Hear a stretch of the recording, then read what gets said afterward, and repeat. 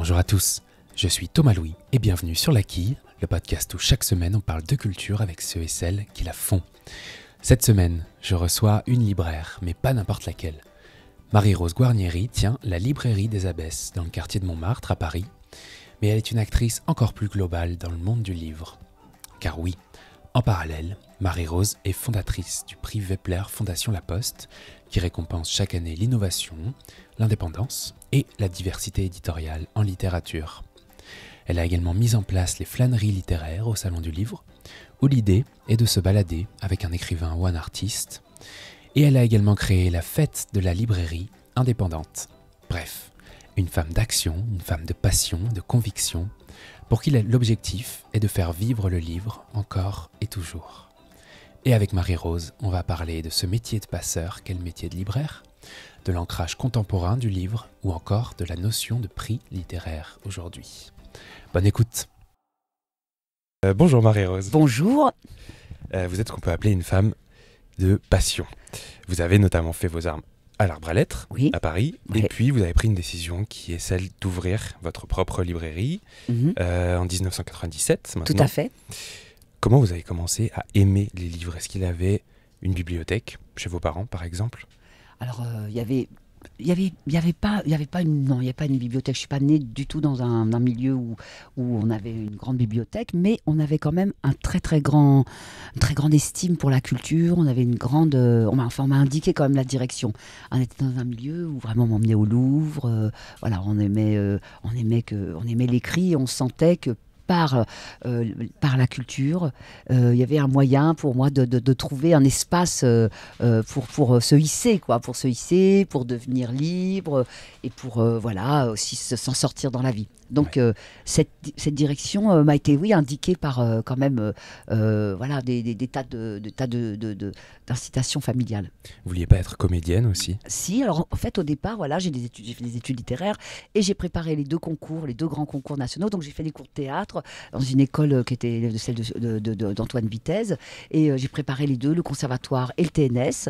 Et au moment de faire le pas un peu d'entrer dans cette profession, il y a beaucoup de questions qui se sont posées à moi au moment où j'allais vraiment m'engager, puisque j'avais la chance d'être recrutée dans une des deux. Et c'est des écoles très difficiles, plus d'accès pourtant. Je me suis dit, est-ce que j'allais pas savoir gérer l'intermittence du spectacle? Je me suis dit également que c'était un métier où je sentais qu'en fait, il y avait la question qui était pour moi peut-être une question trop sensible, de celle d'être choisie ou ne pas être choisie, et pour des raisons absolument subjectives, parce que ça n'a rien à voir avec le talent, ça n'a rien à voir, c'est le désir de quelqu'un. Donc être dans le désir d'un seul homme pour un projet ou d'une seule femme pour un projet, c'était quelque chose qui pour moi était quelque chose de trop sensible. J'étais trop sensible à cette question-là pour pouvoir peut-être en faire une profession et vivre avec cette question toujours comme ça au cœur de son activité. Ouais, donc de sa carrière aussi. J'aurais peut-être fini par créer ma propre compagnie, peut-être créer mes propres spectacles. Sûrement ça aurait fini comme ça. D'ailleurs, il y a un esprit d'entrepreneuse. Oui, d'entrepreneuse, ça c'est sûr, et d'indépendance. Surtout, c'est qui était très important, la clé pour moi, c'est ce qui m'a guidée en fait. C'est pas tellement l'argent, c'est pas dire il faut que je gagne ma vie. Ce que j'avais envie, c'était d'être libre. Mais c'est bête de dire ça, mais vraiment d'être indépendante sur tous les plans, sur le plan économique. Donc c'était de travailler suffisamment et me donner un travail pour pouvoir économiquement subvenir à mes désirs. Ils étaient nombreux, c'est-à-dire d'aller au théâtre, d'aller au cinéma, de faire des petits voyages, voilà. Et puis d'avoir une indépendance affective et une indépendance intellectuelle. C'était important pour moi d'avoir ces trois espaces à conquérir. Ça a été une conquête, ça a été un long chemin. Ça n'a pas été de soi. Il a fallu passer par des années de formation, il a fallu passer par des années d'attente et de patience. Il a fallu attendre son heure. Mais tous ces désirs-là étaient là très jeunes, ça c'est sûr. Et le livre regroupe tout ça. Oui, parce que j'étais une enfant qui n'était pas très bien sevrée, on va dire. Et donc, il y avait un enfant qui avait toujours faim et qui cherchait toujours qui avait besoin de nourriture.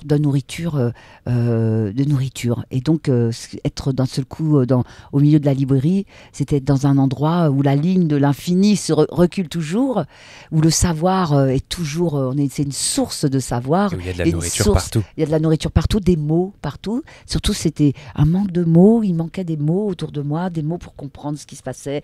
Comprendre. Donc, être environné de mots, c'est des mots justes, ceux des écrivains, des mots qui ont été comme ça sculptés.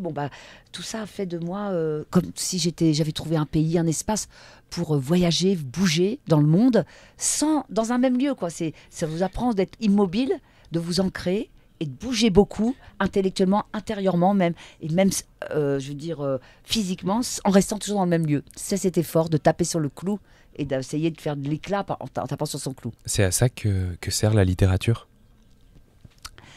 Il y a Voyager, beaucoup de... mobile. C'est pas obligé, ça sert peut-être pas, ça sert pas la littérature. Ça sert pas. Non, c'est pas beaucoup fait posé pour la question servir. aussi. C'est pas fait pour servir. C'est fait pour inspirer, nourrir, ouvrir vos ailes, réfléchir, vivre. Vivre au plus près de soi, vivre avec ses propres idées, vivre avec des compagnons, d'avoir des compagnons, mais servir, je sais pas si c'est la littérature, c'est nous qui la servons. Je me trouve plus dans la position, moi, d'être elle au service de la littérature plutôt que la littérature me serve. Mais disons que ça nous apprend à aimer, à vous aimer et à aimer mieux le monde et à faire des ponts avec le monde, voilà. Quel est votre rapport au livre, à l'objet livre ? Est-ce que vous les collectionnez ? Est-ce que vous les classez en dehors de la librairie, évidemment, chez vous ? Oui, moi c'est très important, je ne me lasse pas Pour moi, le livre est un être, et vraiment, quand j'en emporte un ou quelques-uns chez moi, j'ai d'abord appris par ce métier le talent, l'art de placer les livres, de les organiser entre eux, de les faire vivre, leur donner leur juste place, mais aussi leur présence. Parce que c'est un tout, hein, un livre c'est un tout, c'est une somme de petits détails. Il y a bien sûr d'abord le texte, évidemment, la musique qui émane de la voix de l'auteur, mais il y a aussi tout un artisanat, tous les métiers qui font qu'on se rapproche le plus près possible et on essaye d'être d'être le contenant, l'écrin pour qu'on comprenne où l'on est et qui est ce livre. Donc j'aime bien la compagnie des livres, c'est vraiment pour moi, j'ai toujours l'impression d'être dans un monde peuplé. Et donc, quand je suis dans une librairie, voilà, je suis quelqu'un tout à fait apaisé parce qu'il n'y a pas de mort, puisque les vivants et les morts se côtoient et même se conjuguent et vivent ensemble. Et nous continuons de les faire, les commander, de les faire venir. On nous les demande, on les reclasse, on les place, on les pose, on les lit, on en fait des vitrines, on en a la mémoire. Donc, c'est une sorte de lieu où il n'y a pas de mort.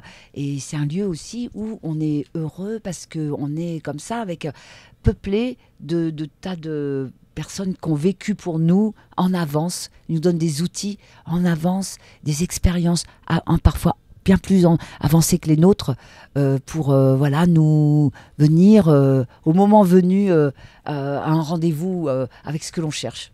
C'est sacré, un livre ? Pour moi, c'est sacré parce qu'il y a une histoire du livre. Il y a une histoire parce qu'il y a eu beaucoup d'années de monde et de métiers et une grande chaîne historique pour mettre au point cet objet livre. Il a eu beaucoup de mutations. Il a toujours muté, il s'est transformé. On a élaboré des techniques de plus en plus folles pour que le livre soit le mieux possible, confortable pour la lecture, puisse se conserver le plus longtemps possible, il puisse être emporté. Donc voilà, il a eu des supports multiples et donc il y a une histoire du livre. Il y a des mots du livre. Les livres ont été vraiment conçus et travaillés et il y a tout un vocabulaire derrière le livre. Et il y a toute une histoire d'hommes et de femmes qui ont combattu pour qu'il y ait ces livres, qui puissent être publiés, puis qui puissent exister aussi en France, dans les lieux comme les librairies, comme dans les maisons d'édition, comme dans les bibliothèques. Il y a un grand effort dans notre pays, qu'est la France, pour que cette manne, c'est un trait culturel très fort de la France où l'on vit. Et c'est très touchant, ça. Cette multiplicité d'éditeurs qui continuent d'arriver, de surgir, et cette multiplicité de livres qui continuent de se créer.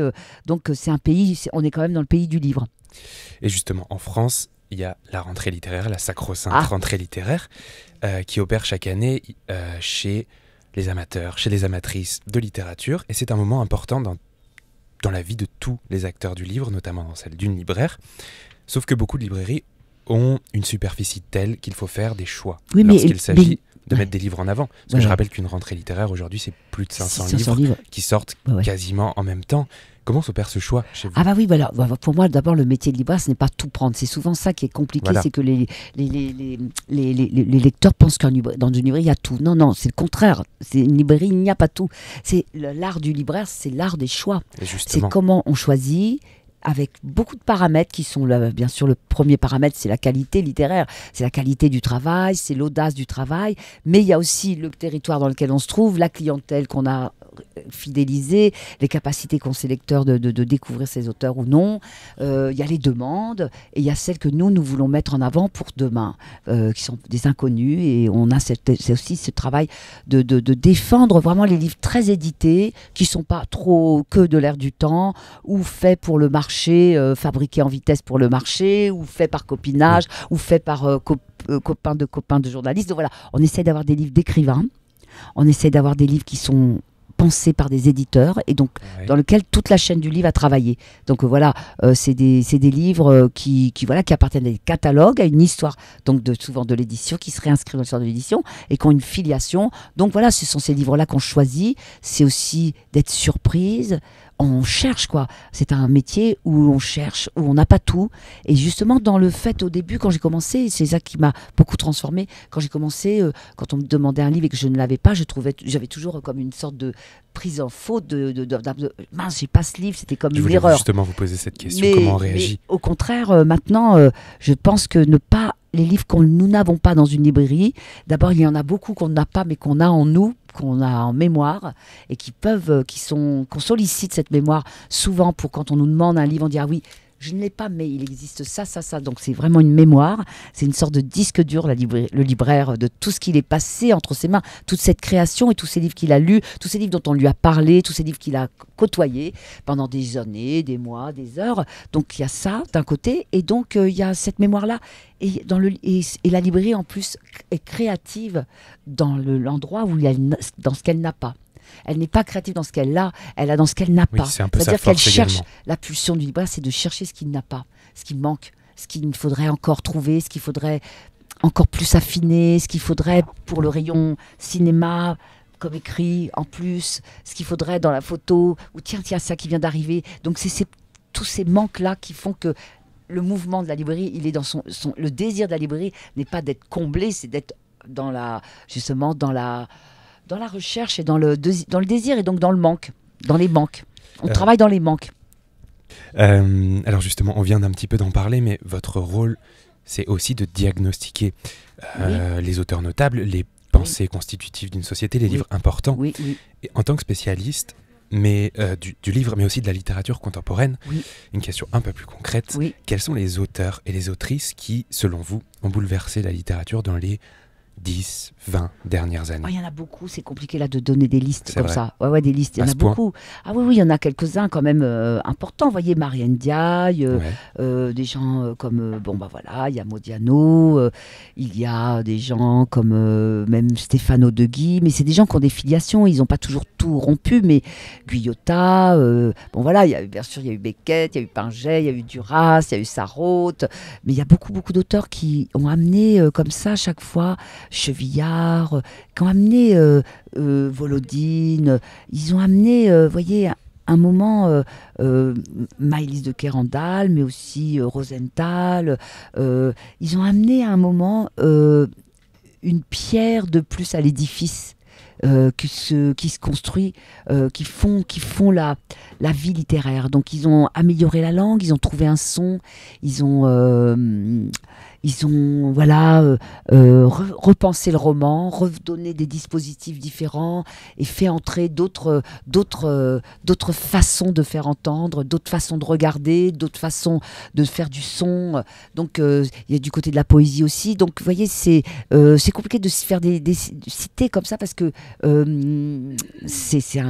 quand même, je trouve qu'il y a un grand vivier littéraire émergent aujourd'hui encore dans la littérature française, même s'il y a beaucoup de gens qui disent ah non, il n'y a plus rien et tout. Ce n'est pas vrai. Il y a encore des auteurs. Alors c'est pas ceux toujours dont on parle le plus, c'est pas ceux qu'on voit toujours à la télévision, parce que c'est vrai que c'est des auteurs qui parfois ne vendent pas beaucoup, parce qu'aujourd'hui, vous savez, on a beaucoup réduit et réduit l'impact d'un livre à sa vente. On dit ah oui, alors il vend pas. Ah bah s'il vend pas, on le connaît pas. Bon, il est pas. Et donc ça veut dire qu'il est pas intéressant. Donc c'est ça que doit pallier le libraire, c'est de pas obligatoirement.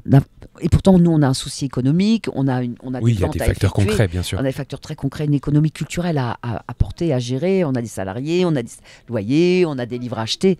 Donc, on doit payer beaucoup de choses pour faire vivre une librairie. Il faut être très riche pour avoir une librairie. Mais on a le devoir aussi de faire advenir des auteurs et de leur faire un petit parcours de plus par rapport à là où ils en sont, et de faire avancer des causes, quoi. On choisit quelques causes.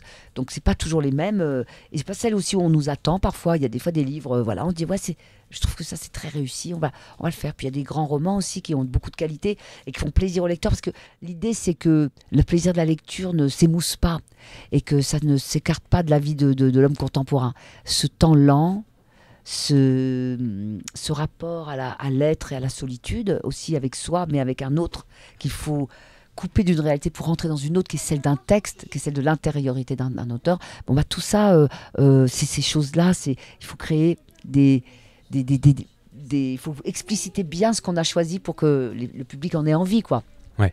Je pense que c'est une terre d'avenir, les livres, pour l'intellect, pour la démocratie, alors justement, malgré tout ce qu'on dit, malgré le discours quelque peu alarmiste de certains, dont vous ne faites pas partie, je crois. Vous êtes assez optimiste sur l'état de la librairie et du livre en 2019. Je suis optimiste, mais comment dire, non, je suis combative. Disons justement, voilà. Je suis aux aguets, je suis combative. C'est militant, c'est suicidaire, c'est possible d'ouvrir une librairie en 2019 ? Oui, je pense, oui, c'est possible.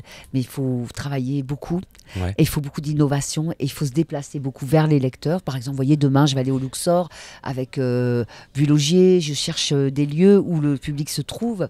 Et j'amène les livres aussi, je ne reste pas dans mes 4 murs. Et il faut essayer de moderniser en gardant nos invariants du métier de la librairie, qui est quand même c'est dans une librairie, un libraire, c'est dans sa librairie qu'il fait le mieux son métier. C'est dans la librairie, entouré de ses livres, entouré de ses catégories qu'il a choisi de présenter dans son lieu, que ça chante et que ça vit. Ouais. Mais parfois... il faut aller rechercher les lecteurs, et surtout, j'ai une préoccupation, c'est d'essayer d'aller vers les jeunes lecteurs pour ne pas mettre en minorité la vie du livre pour eux. C'est-à-dire qu'il faut essayer de les rencontrer pour les réenchanter et raconter ce qu'est un livre. Parce qu'en fait, il n'y a pas d'éducation du livre. Et c'est une éducation, c'est un savoir. Et moi, maintenant, je suis en train de travailler avec des écoles. Je vais monter une résidence avec un jeune ingénieur de papier pour leur apprendre à faire des pop-up, pour leur raconter les métiers qu'il y a derrière un livre. Je milite maintenant pour que dans l'éducation nationale en France, il y ait un enseignement du livre. C'est-à-dire qu'on aille dans les maisons d'édition, qu'on voit tous les métiers qu'il y a. Pourquoi on dit sacré ? Parce qu'il y a 15 personnes qui travaillent derrière un livre de poche qu'on offre, qu'on paye 7 euros. Il faut savoir qu'il y a 15 personnes qui travaillent. Donc, montrer tous ces métiers-là, tous ces artisanats-là.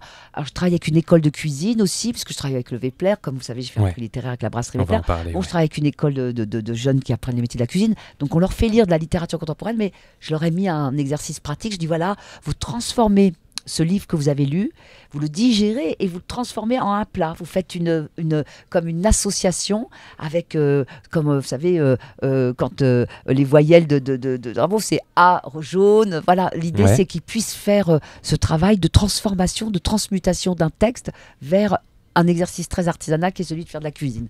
Donc voilà, et qu'ils sentent ce que ça leur a inspiré. Voilà, pour qu'ils aient un rapport au livre avec quelque chose de concret aussi pour eux, qui est leur métier, quoi, qu'ils sont en train d'apprendre. Un livre, précisément, ça illustre aussi une société. Une société, par essence, c'est voué à évoluer. Et avec la vente en ligne, avec les liseuses, évidemment, avec de nouveaux thèmes, il faut savoir s'adapter aussi quand on est libraire. Oui, on peut s'adapter, on peut transformer, évoluer, mais il faut aussi garder avec des invariants. Il faut garder quand même, il faut quand même garder, vous voyez, c'est pas prêt à tout lâcher. Non, la culture, c'est un vrai chemin. Lire, c'est un temps très lent. ça passe par des apprentissages, ce n'est pas inné. Et donc, faut vraiment lire beaucoup, Oui, un pour travail de connaître. lecteur, comme on Il dit. y a un travail, et un effort. Donc, moi, je suis pour l'effort aussi. Je suis pas pour dire que tout va être. On appuie sur un bouton, on l'a, et hop, on a compris, ça y est, on s'en va. Bien sûr. Il y a des choses il faut beaucoup d'années, de temps et de disponibilité intérieure pour bénéficier de ce qu'un livre peut vous apporter. Et il y a un problème de disponibilité. Il y a trop d'informations, quoi. On a plus construit l'homme on les remplit d'informations plutôt que de savoir. Et donc un savoir, c'est quelque chose qui se construit lentement. Et là, c'est des informations. On a compris, oui, ça y est, c'est bon. Donc on élimine une information, chasse l'autre. Et ça ne fait pas des êtres passe des heures à manger des choses qui n'ont aucun intérêt. Mais comme ils sont plongés dans cette espèce de grande marée du savoir, et ce qui fait qu'il y a beaucoup de fatigue psychique et de difficultés de concentration. Parce que la littérature, c'est aussi les textes, c'est aussi de la concentration. C'est rester comme ça, en contact pendant quelques heures avec concentré. Qu'est-ce qu'on a voulu nous dire? Et c'est un travail d'oreille, c'est un travail de disponibilité, d'écoute et de plongée intérieure. Et donc, alors que l'information, c'est le contraire, c'est surfer, c'est aller vite, c'est aller là. Alors moi, je suis très rapide tout en d'esprit, hein, mais je trouve que c'est important d'entrer dans un apprentissage plutôt que dans ce monde où on plonge les gens dans une malbouffe, quoi. C'est vraiment une sorte de nourriture aussi vite ingérée, aussi vite digérée, aussi vite... on n'en tire rien pour sa propre vie, pour inventer sa vie. En fait, on ne fait que répéter, on est adapté, on peut parler partout avec tout le monde, mais en réalité, où est-ce qu'on est, nous, là-dedans? Un livre, ça vous dit où vous êtes, où vous n'êtes pas. Vous pouvez être contre un livre. C'est pour ça, quand les gens veulent censurer les livres, ils disent non, on peut avoir un livre avec lequel on n'est pas d'accord, on est contre ce livre, mais on l'a. C'est la force. Et on discute avec ce livre. On dit moi, je suis pas là, t'es là. Et donc on dit que là, on est où? On est partout et on est nulle part. Donc quand on veut faire tout dans une librairie, on dit ah ouais, je le fais ça parce que sinon j'aurai peut-être le lecteur qui va venir et peut-être que ça, je vais louper ça, Oui, on va louper les choses de toute façon. Donc il faut être quelque part, il faut choisir. Avec les restrictions que ça veut dire, choisir, c'est renoncer aussi. Bien sûr. Et donc renoncer, ça peut faire de la peine, c'est parfois difficile et tout. C'est un exercice aussi d'apprendre à renoncer. Mais justement, quel genre de proximité vous entretenez avec les écrivains? Est-ce que ce sont davantage des partenaires de vie ou des partenaires de travail, car vous êtes aussi une lectrice? Oui, je fais beaucoup de... C'est comme les liens d'amour, hein. Il y a plusieurs formes d'amour. Donc il y a des amours avec des graduations. Il y a des auteurs avec lesquels je suis devenue très proche, très intime. Il y a des auteurs avec qui j'étais très intime avec leurs textes et m'ont beaucoup inspiré pour construire ma propre vie et pour devenir moi-même. Donc, et parfois, c'est pas toujours avec les personnes en elles-mêmes que quand je les ai rencontrées, que j'ai trouvé ce que leur texte, qui était le meilleur d'eux-mêmes, offrait. Et j'ai aussi des auteurs que je soutiens. C'est-à-dire qu'il y a des auteurs aussi que j'ai décidé de soutenir. Je donne un mécénat tous les ans de 13 000 €, donc que je soutiens avec la Fondation de la Poste et la Brasserie Vepler. Donc, on soutient des auteurs. C'est-à-dire qu'il y a des auteurs que je veux faire advenir, dont je veux essayer de contribuer à leur aisance pour pouvoir élaborer leur travail. Il y a des auteurs que je lis, il y a des auteurs que je vends, il y a des auteurs... Voilà, j'ai plusieurs pôles, je vis au milieu... Voilà, ma vie, c'est vraiment je vis au milieu des livres et des auteurs. Et je pense à eux sur plein de façon très, très différente pour chacun. Et je cherche à ce qu'ils soient présents et qu'on les entende.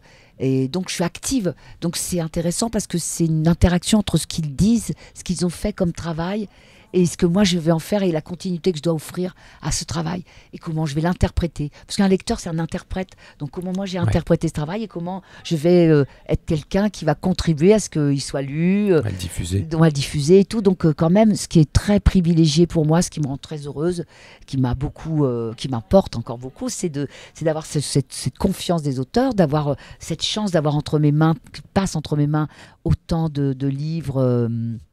autant de livres et autant d'auteurs prodigieux, et parfois du mauvais aussi, de très mauvais, mais il y a des auteurs prodigieux que je suis très heureuse d'avoir comme ça, et de pouvoir leur apporter tout ce que je suis, ce que je sais faire de mieux pour construire cette œuvre et la faire connaître. Et justement, Je suis active dans cet amour. Je suis pas passive. Ouais. Mais justement, en 98, vous avez fondé le Privé Blair Fondation Voilà. La Poste, qui Dès est, que j'ai créé ma librairie, oui, c'était important. sensiblement, qui est, selon vos mots, le prix des auteurs de l'an dehors. Ouais. Alors, on va certainement en parler, mais au-delà de ça, pour quelle raison, il y a 20 ans, on décide de créer un prix littéraire? Est-ce que c'est pour 2 ans. davantage Ouais. décloisonner la notion de prix, ou plutôt que de c'est vouloir un l'abolir, prix. évidemment, Oui, parce que ça serait peine c'était un perdue? prix parce qu'en fait, donc nous déjà, c'est essayer d'apporter de la pluralité dans le monde Ouais. des prix où il n'y en avait pas assez, je trouvais.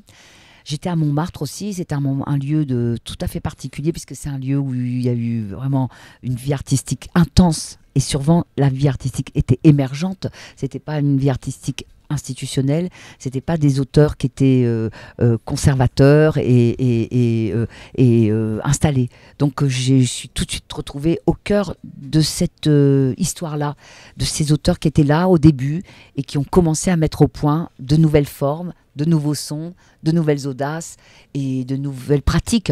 Alors donc, le surréalisme a commencé aussi ici. Bon, bien sûr, le bateau lavoir, l'art moderne, mais aussi les cabarets, les fugitifs, Boris Vian, Prévert, Max Jacob. Bon, il y avait Éric Satie. Vous voyez tous Oui, ces... il y a un vrai vivier. Il y a un vivier pour moi qui était que j'ai senti très, très proche de moi intérieurement et de la librairie que j'avais envie de faire. Je pensais que je me brancherais dans cette filiation-là.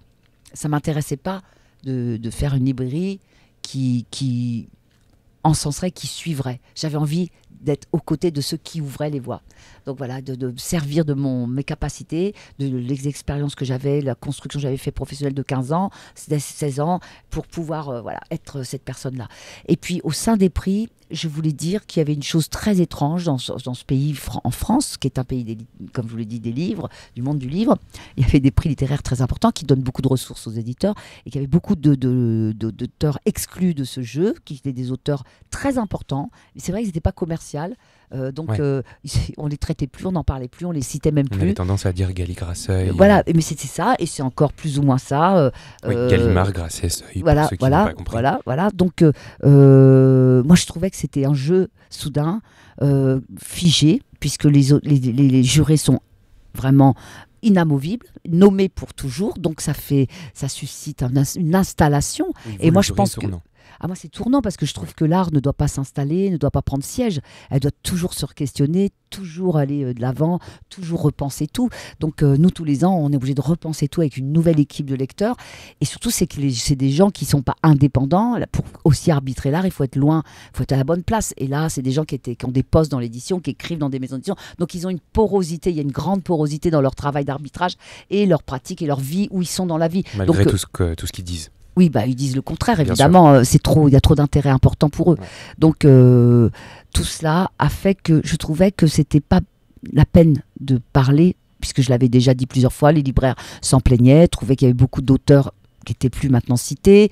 Il n'y avait plus d'éditeurs qui avaient le droit de siéger et d'être reconnus au sein de ces prix. Donc, et beaucoup d'éditeurs qui ne sont jamais cités, qui n'ont jamais eu le prix Goncourt, par exemple, bizarrement ne disent rien parce qu'ils se disent toujours on pourra peut-être un jour l'avoir, donc ne disons rien si on s'attaque au système. Donc les seules personnes qui pouvaient faire un travail comme ça, c'était les libraires, quoi. Parce que Bien nous, sûr. finalement, on n'attend pas, on avait tout à gagner à essayer d'inventer une autre façon de faire les prix littéraires. Donc j'ai voulu tenter, parce que je savais que dans les autres pays, ça ne se passait pas de cette façon-là, au Booker Prize, dans tous les autres, en Italie, en Espagne, même en Allemagne, mais pour eux, déontologiquement, c'est inadmissible qu'il y ait autant de porosité, de liens éditoriaux entre les gens qui vont faire donner les prix et les livres qui sont récompensés. Donc, tout ce travail-là, il fallait essayer de faire partir de Montmartre pour décentrer cette pratique qui était quand même concentrée sur Saint-Germain-des-Prés. Je voulais de cette colline faire partir une autre initiative. C'était un combat de David contre Goliath. En fait, c'était pour dire ce qui n'allait pas dans les prix littéraires. On a fait un anti-prix littéraire pour dire, voilà, pour nous, il y a un prix, c'est fait pour découvrir. C'est pour essayer de chercher des livres, justement, qui ne sont pas installés, des auteurs qui sont en train de travailler, de mettre en route quelque chose d'audacieux, d'inclassable, de surprenant. Cette année, c'est Lucie Taïeb. Lucie Taïeb, y a une poétesse, une écrivain qui a fait un texte vraiment... Les Échappés aux éditions de l'Ogre. Alors là, cette année, où on a fait vraiment... on était vraiment dans le cahier des charges. Il y avait aussi les éditions Corti, mais c'est pas un prix d'éditeur, c'est un prix d'auteur, justement, parce que c'est des prix d'éditeur. Là, nous, c'est un prix d'auteur. Il nous a semblé que dans toute la rentrée littéraire, dans ce que nous avons pu lire, ils ont lu 130 livres à peu près, mais mes jurés ont eu 130 livres entre les mains. Ouais. Bon, on a découvert que c'était ce Thucydide. Le texte nous a tout de suite, mais la façon dont c'est textuel, la façon dont c'est écrit, ce qu'elle raconte, immédiatement nous a happé et surpris et touché beaucoup, parce que chaque mot était à la place. Il y avait une profondeur dans ce qu'elle énonçait, un esprit de synthèse et de condensation de ce qu'elle pensait, ce qu'elle voyait, ce qu'elle disait du monde, puis qui nous a bouleversés. On a trouvé que c'était un texte qu'il fallait absolument faire apparaître dans la rentrée. Et alors, il s'avère que c'est un jeune éditeur. En plus, ça nous a fait plaisir. Ça a été dans la même dynamique de ce que nous on souhaitait faire. Oui, de la diversité éditoriale. Diversité éditoriale, et puis l'idée qu'on a un chemin à lui faire faire. On a beaucoup à travailler pour qu'elle puisse être là dans cette rentrée. En tout cas, elle a été citée. Donc elle a l'occasion de rencontrer des lecteurs qui le méritent, parce qu'il y a beaucoup de lecteurs aussi qui se fatiguent, qui ne font plus confiance, ou qui ne vont moins en librairie parce qu'ils entendent parler toujours des mêmes, et ils ont l'impression qu'il n'y a rien qui est nouveau sous le soleil. Ils entendent parler de toujours les mêmes. Oui, alors donc ceux déjà repérés, si vous voulez, j'adore cette histoire juive où on dit c'est un homme qui a perdu sa montre et il est sous un réverbère, il cherche, son ami arrive, il lui dit mais qu'est-ce que tu fais pour j'ai perdu ma montre, mais tu l'as perdue où, pourquoi tu cherches ici, tu l'as perdu ici. Il dit non, je cherche là parce que c'est là où il y a de la lumière. Donc moi je n'en cherche un peu où c'est plus sombre, où c'est plus éloigné, c'est plus caché. Donc voilà, c'est ce mouvement-là qu'on souhaitait, et c'était aussi une façon de redonner à Montmartre une place dans la vie littéraire. Et dans ce combat de David contre Goliath, effectivement, c'est un petit caillou qui est relancé dans les rentrées. Ouais, je sais que c'est de la part des libraires indépendants également. Oui, c'est soutenu, le prix très soutenu par les libraires. Ouais. Le message a été très entendu parce que la pratique de ce prix provient de la librairie, et les libraires reconnaissent très très bien la façon de penser ce prix, que c'est très proche de comment on travaille dans la librairie. Donc ils ont reconnu les savoir-faire de la librairie à travers ce prix. Donc il est soutenu en plus. Et ça nous fait très plaisir, parce que les livres avancent, sont en place, ils ont 2 mois de plus sur les tables pendant le Noël. Enfin voilà. Donc c'est tout ça qu'on a essayé d'apporter, et surtout c'est de créer de la vie, créer d'autres méthodes de travail, essayer d'amener de la diversité, du dynamisme, de la pluralité, et que ça ne se concentre pas une rentrée de 600 livres autour de 20 livres, de 20 romans, quoi. Donc ça, c'était un point pour nous important, et c'était la perception que j'avais de la librairie, parce qu'en librairie, j'avais tous ces auteurs qui étaient là, très importants, et je les voyais pas cités, je me disais, mais quand même, c'est quand même insensé. Et puis, je suis aussi une personne... active, donc j'avais l'impression de subir, et ce que m'a apporté la création de ce Privé Plaire m'a apporté beaucoup de choses, mais d'abord vraiment la complicité avec beaucoup d'auteurs qu'on a nommés, qu'on a primés, surtout qu'on était au début de leur carrière, donc on a des liens maintenant avec eux pas du tout mondains, mais profonds. Et donc ces liens, donc ces auteurs qu'on a cités, pour moi constituent un catalogue, comme un catalogue du Privé Plaire, voilà, c'est le catalogue de ce que nous on a vu dans la littérature au moment où on l'a donné, et je trouve que ça représente bien les possibles. Tous les gens qui ont été primés représentent bien tous les possibles de la littérature qui existent aujourd'hui, et il y en a vraiment de multiples, de façons, donc voilà, Pierre Sange, je trouve que c'est vraiment un auteur extraordinaire, inouï, c'est un Diderot moderne, et donc c'était très important il n'y a jamais eu de prix littéraire, donc moi je suis heureuse d'avoir pu être active pour faire aussi d'autres choses au sein des prix et montrer que c'était possible. Ce qui était important, c'était de dire que c'était possible, parce qu'on nous dit que c'est pas possible, que c'est comme ça. Il y avait un factum, et que j'étais absolument révoltée sur ce factum. Ouais. Toutes les formes de factum me révoltent, de toute façon. Alors donc, moi je pense que toujours qu'il faut essayer de trouver les brèches. Alors on travaille dans la brèche du système, et on a trouvé notre place, puisqu'on est dans les 10 grands prix en France quand même, et on est dans cette course-là. Mais on nous a donné beaucoup de moyens pour le faire aussi. J'ai la brasserie, on n'a pas été chercher les moyens dans le milieu de lettres. Il y a une brasserie qui nous a donné beaucoup de moyens pour faire une soirée. On invite toute la chaîne du livre. Et il y a une fondation qui est avec nous aussi depuis le début. Donc tout ça, ça a fait des moyens qui étaient indépendants, qui ne provenaient pas du milieu littéraire. Donc la parole était libre, le travail était libre aussi. Et on avait la puissance aussi d'inviter 600 personnes voilà, pour faire connaître ce prix. Parce que notre média, c'était de faire une affiche tous les ans pour lancer notre sélection et puis d'inviter 600 personnes pour faire entendre nos auteurs le soir du prix Vepler. Ils lisent leur discours et c'est sur ce discours qu'on lance nos auteurs. Voilà. Et cette quête, justement, est-ce qu'elle laisse encore de la place en tant que libraire et fondatrice d'un prix littéraire au plaisir, à la lecture des intéressés? Ah oui, bah ça repose. Est-ce qu'elle se mêle? En fait, non, mais ça se repose. Si je fais ça, c'est vraiment. J'ai un grand plaisir. Ça aurait pas pu se faire. Ça aurait pas pu se faire et se porter autant d'années, 22 ans, si j'avais pas profondément la sensation d'un renouvellement déjà, de redémarrer à zéro à chaque fois. Pour moi, j'ai un truc très bizarre, c'est que tous les ans, je me retrouve à faire ce prix. Je commence à constituer un jury avec des rencontres et tout, et je me retrouve avec de nouvelles personnes qui sont pas mes copains. Donc, il faut que je sois tout à fait comme tout est remis à zéro. Et il y a un grand plaisir parce que il y a des textes nouveaux qui arrivent, il y a des nouvelles personnes avec qui je vais travailler. Ça enrichit la lecture et des livres que je n'aurais pas lus aussi bien que certains de mes jurés, que j'aurais peut-être pas repérés. Donc, ils m'enrichissent beaucoup pour ma librairie, pour mon métier. Et ce qui m'enrichit, c'est que c'est une compagnie. C'est moins restreint. Il y a des forces qui s'ajoutent à celles que j'ai. Et j'aime bien être active. Donc, je suis quelqu'un aussi qui est créative. Donc, il y a une affiche à créer. J'ai plein de choses comme ça qui se mettent en vie pour moi et plein de compétences à rassembler qui sont le travail littéraire, de défrichage, de rechercher les livres pendant la rentrée. Donc quand je vais à ces rentrées littéraires, j'y vais avec... j'ai quelque chose à y faire. Je dois essayer de repérer vite ce qu'il y a d'important et de ce qui pourrait être intéressant pour mon prix. Après, je mets en place le jury. Ensuite, on met en place l'affiche. Après, on met en place la lecture. Et ce temps de lecture, c'est tout l'été que ça se produit, du 15, de début juin jusqu'à fin août. Donc voilà, il y a 3 mois de lecture intense. Intense, ouais. Alors intense, ce plaisir-là ne s'est pas émoussé. J'ai toujours autant de joie à faire ça. J'ai beaucoup de joie. L'amour, c'est une forme de joie.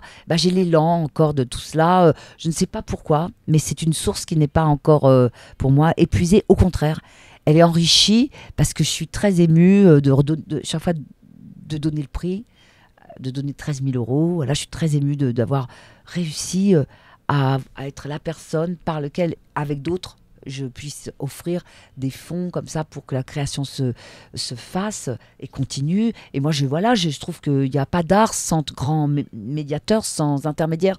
Donc, je suis contente d'être un intermédiaire actif comme ça. Voilà, ça me rend heureuse. Voilà, ça me donne du sens à ma vie. Je suis quelqu'un aussi qui est très heureuse, qui peut s'aimer en aimant les autres et en aimant ce qu'elle fait. Ça me revient. M'aimer en moi-même toute seule, ça m'intéresse pas. Pour moi-même, ça m'intéresse pas. Ce qui m'intéresse, c'est moi-même quand j'offre quelque chose, quand je rends possible quelque chose, quand je forme quelque chose et que là, j'apprécie plutôt. C'est comme ça que je finis par m'apprécier. Donc, c'est beaucoup de choses, ça m'apporte beaucoup de choses. Je suis très dotée, moi aussi, chaque année, en faisant ce travail. Ça demande beaucoup de concentration, beaucoup de temps. Ouais, d'incarnation. D'incarnation, d'investissement, de réflexion. Il faut réfléchir parce que chaque année, c'est pas le même chemin. Il y a un chemin en fonction de la liste qui va être pris et c'est pas le même à chaque fois. C'est bizarre. On a l'impression que je refais la même chose. Parce qu'on a des rituels, on a mis des cadres, on a un cadre. Oui, bien sûr. Mais pour moi, je sais pas trop où je vais aller. On démarre dans une forêt au début, avec les gens, avec les livres. On démarre dans une forêt et on se dit, est-ce qu'on va y arriver cette fois-ci? Est-ce que ça va être possible? Il va falloir trouver les livres et puis il va falloir qu'on s'entende bien, il va falloir qu'on se comprenne bien, faut pas qu'on se plante. Moi, j'ai beaucoup de risques, j'ai des gens qui me font confiance, j'ai des attentes, il y a des éditeurs. Et alors, aussi, ce qui me touche beaucoup, c'est les messages des auteurs. Les auteurs qui m'envoient leurs livres, tout ça, me mettent des messages vraiment très encourageants, en me disant qu'ils sont très reconnaissants de me voir comme ça, un peu agitée, et me démener et d'émettre un discours plutôt dans leur intérêt. Je suis plutôt du côté des auteurs exigeants en plus et moins connus. Donc ils sont très touchés que je respecte autant et que je me batte autant professionnellement pour leur cause. Ils sont contents que je réagisse à des tas de choses qui les blessent beaucoup, quoi, quand ils voient des couves, des doubles pages, des triples pages pour des gens qui n'ont rien à voir avec la littérature et qu'on fait passer pour des auteurs et tout ça. Moi, je suis très contre tout ça et je le dis. Donc, ça les réconforte de sentir qu'il y a quand même quelqu'un qui est là. Et je suis pas la seule, voilà, qui est là, qui veille au feu pour que le feu soit encore vivable, quoi. Mais c'est pas facile. Et dernière question que je pose à tous mes invités, quels sont vos derniers coups de cœur culturels? Pas forcément des nouveautés, mais des choses que vous avez vues, lues, entendues récemment. Entendu récemment dans les livres et dans les... moi, voilà, dans ce que vous voulez. Je vais vous dire, voilà, Lucie Taïeb et Bruno Remori, voilà, hein, Le Monde Horizontal, qui est un livre aussi qui est très fort. Qui a eu la mention, du coup. Qui a eu la mention. J'ai aussi un livre voilà, de chez Thierry Magnier, qui a fait un livre magique chez les enfants, que j'ai trouvé merveilleux. Dans le livre d'art, j'ai découvert Sally Mann, une photographe qui a eu une belle expo là à Paris. Donc voilà, c'est au Jeu de Paume. Donc j'ai aussi beaucoup été bouleversée par le